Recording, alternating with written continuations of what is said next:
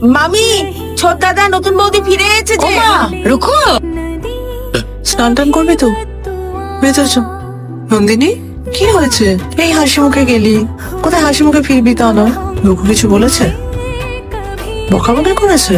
কি হয়েছে বাবা, বল না আমাকে। আচ্ছা, আমি কাউকে বলবো না। অনেক বিশ্বাস হচ্ছে না, রঘু এগুলো করেছে। তোমরা কেউ চেনো না ওকে? তুই বারণ করিস নি? তুই কিছু বলিস নি, বাধা দিস নি ওকে? আরো আছে। কাছে না বাবা, কাছে না। তুমি রুকুকে নিয়ে এখন ডিস্টার্ব আছো, তাই তো?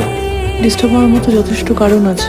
হ্যাঁ, রুকু বলছিল নন্দিনী কোনো একটা মানসিক সমস্যা হচ্ছে। নন্দিনীর মানসিক সমস্যা আছে, সে তোমাকে রুকু বললো? হ্যাঁ, রুকুর সাথে কথা হচ্ছিল। মানে ও হোটেলের ছাদে পালিয়ে গিয়ে বসেছিল, সেই জন্য কথাটা উঠছে। কই, আমি তো কই বুঝতে পারিনি যে নন্দিনীর কোনো মানসিক সমস্যা আছে। তুমি পেরেছো? রুকু কি করেছে তুমি জানো? তোমার কোনো ধারণা আছে?